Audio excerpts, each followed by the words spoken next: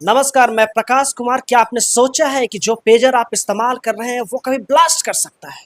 क्या आपने सोचा है कि जिस रेडियो पे आप गाना या समाचार सुन रहे हैं वो कभी ब्लास्ट हो सकता है और आपकी जान ले सकता है? जी हाँ, कुछ ऐसा ही इजराइल ने किया है। इजराइल और फलस्तीन के बीच के युद्ध तो कई बरसों से चल रहे हैं, लेकिन अब इजराइल ने हिजबुल्लाह के ऊपर ये हमला किया है और उन हमलों में पेजर धमाके किए गए हैं, रेडियो से धमाके हुए हैं और उनमें कई बच्चों की जान गई है, हिजबुल्लाह के कई कमांडरों की जान गई है और कई सारे नागरिकों की जान गई है। इनमें कई सारे लोगों ने अपनी जान गंवाई है। सवाल ये उठने लगा है कि आखिर इजराइल ऐसा क्यों कर रहा है, जबकि अमेरिका के राष्ट्रपति जो बाइडेन ने यह कहा था कि अब वहां सीज फायर है।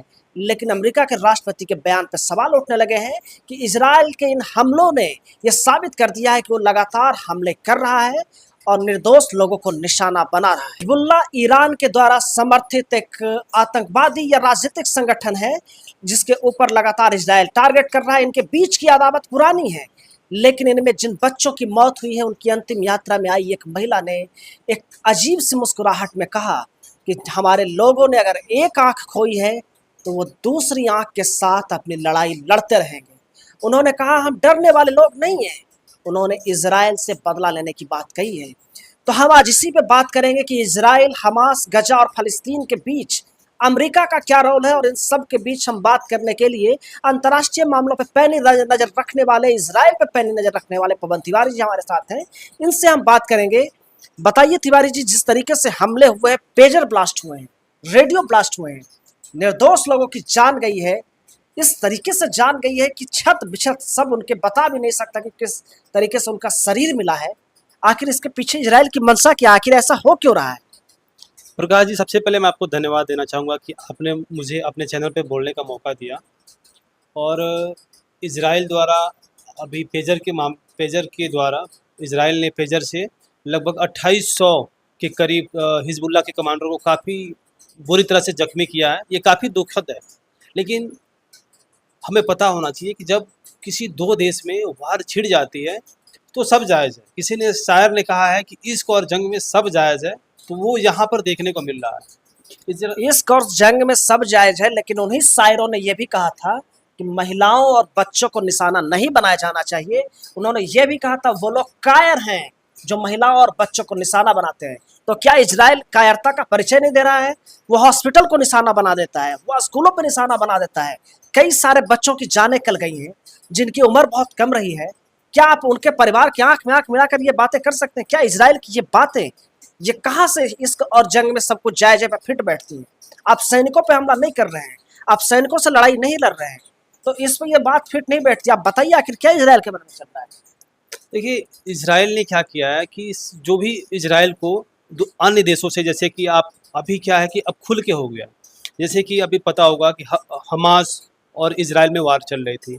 हमास का खुल के साथ देने के लिए आ गया था ईरान, और ईरान के साथ भी आ गया था हिजबुल्लाह। ठीक है, तो अभी हमास और इजराइल में मामला शांत हो गया था, लगभग सीज फायर हो गई थी। लेकिन इजराइल पर ईरान अलग अलग तरीक़ों से हमला कर रहा है। आपको पता होगा कि हिजबुल्लाह के द्वारा इजराइल पे कई तरह से हमले करवा रहा है ईरान, वो शांत नहीं बैठ रहा है। तो मुझे लगता है कि इजराइल के पास और कोई दूसरा ऑप्शन है नहीं। इसके लिए इजराइल ने क्या किया कि जो भी उसके मेन टॉप के कमांडो हैं उनका मोबाइल सिग्नल ट्रैक करके उनको ड्रोन हमलों पे मारता गया। लड़ाई तो हमास और इजराइल के बीच हो रही थी, हिजबुल्लाह कहाँ से बीच में आ गया? देखिए, हिजबुल्लाह लेबनान एक देश है, उसका वहाँ पे एक आतंकवादी संगठन है, जो कि उनका मकसद यही है कि पूरे वर्ल्ड में इस्लामीकरण करना।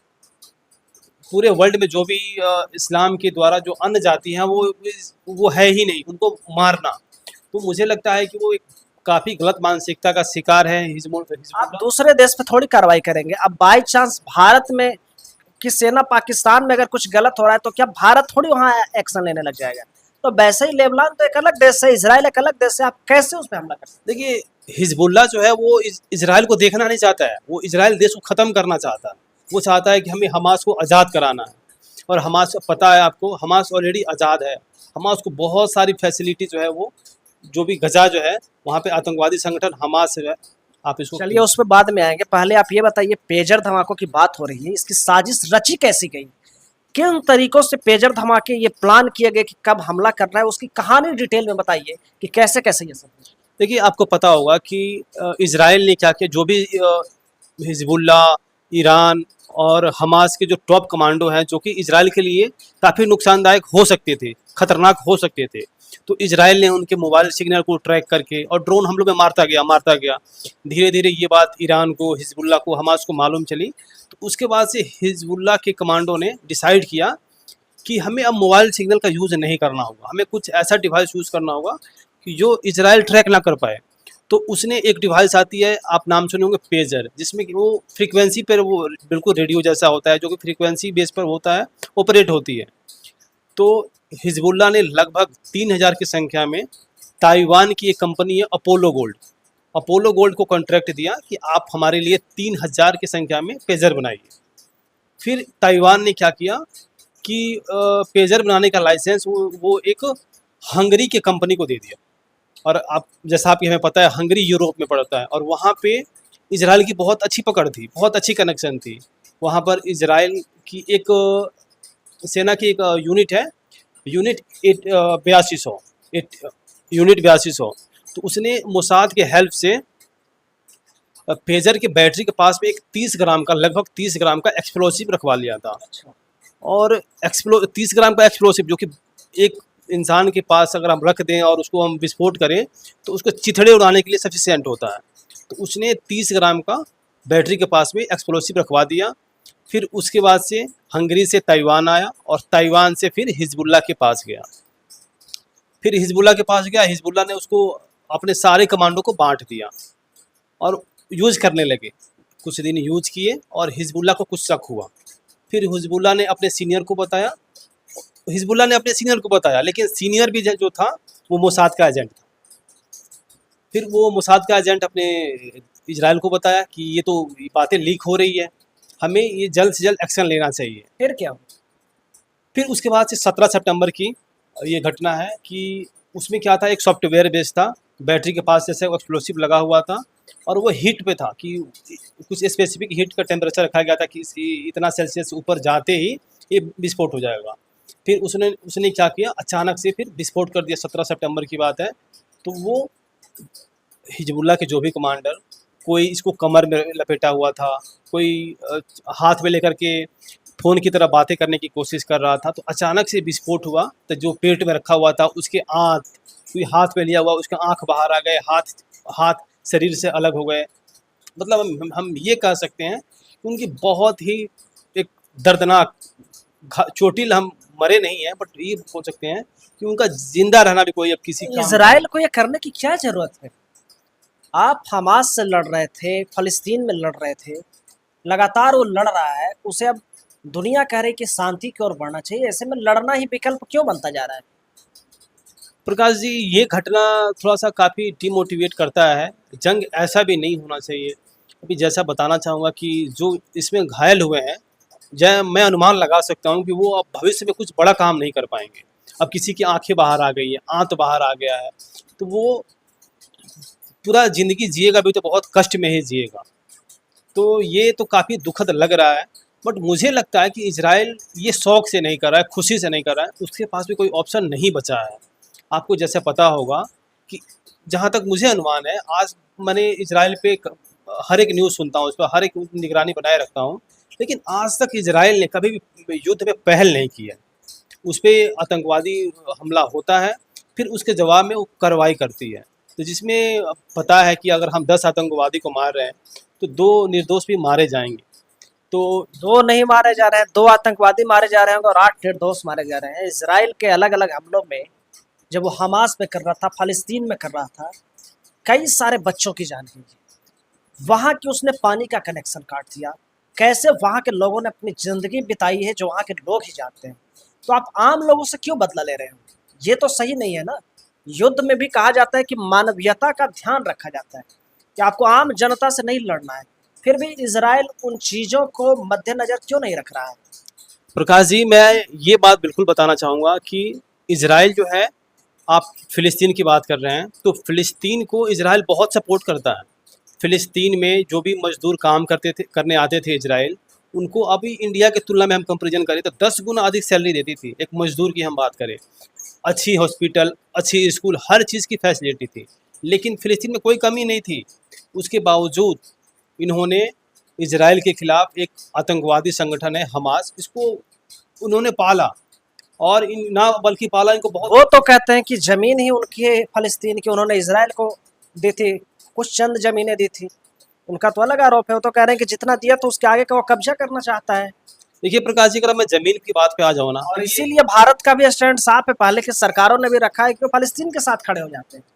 देखिए भारत फ़लस्तीन के साथ हो या इजराइल के साथ हो, लेकिन इससे कोई ज़्यादा बड़ा इफेक्ट नहीं पड़ने वाला है, क्योंकि इजराइल करेगा वही जो अपने वो उसको मन करेगा। और कोई भी देश, आपको पता होगा कि इजराइल के सपोर्ट में कोई भी देश खड़ा नहीं है सिवाय अमेरिका के, लेकिन इजराइल फिर भी अटैक कर रहा है। अमेरिका की क्या भूमिका है इन फ़लस्तीन और इज़राइल के बीच के युद्ध? देखिए अमेरिका तो खुल के नहीं, लेकिन इनडायरेक्ट रूप से वो इजराइल का ही सपोर्ट करेगा, और क्योंकि वो भी कई बंदिशों से घिरा हुआ है इजराइल को सपोर्ट करने के लिए। लेकिन मैं ये बोलना चाह रहा हूँ कि इजराइल जो है वो, उसके पास कोई ऑप्शन नहीं है। उसका तरीका गलत हो सकता है, लेकिन उसके इरादे गलत नहीं। क्या इरादे हैं इज़राइल के? देखिए इजराइल का इरादा यही है कि वो सुख, अमन, शांति के साथ वो रहना चाहता है, लेकिन उसको उसके पड़ोसी देश हो गए जैसे कि ईरान, हमास की, फ़िलिस्तीन के जो आतंकवादी संगठन हो गया हमास, लेबनान के आतंकवादी संगठन हो गया हिजबुल्लाह, ये उसको चैन से रहने नहीं ईरान देता। के राष्ट्रपति की भी मौत हुई थी, उसके भी आरोप लगे हैं कि उसके पीछे भी इजराइल था। तो इजराइल अपना बदला ईरान से क्यों ले रहा है? ईरान से तो कोई दुश्मनी थी नहीं उसकी पहले, आप ईरान के लोगों को भी अटैक कर रहे हैं, ऐसा क्यों? देखिए ईरान के हेल्प से ही हमास ने इजराइल पे हमला किया था, और ये उसका जो कहा जाता है कि पूरे वर्ल्ड में मोसाद एजेंट जो इजराइल की है वो काफ़ी टैलेंटेड है।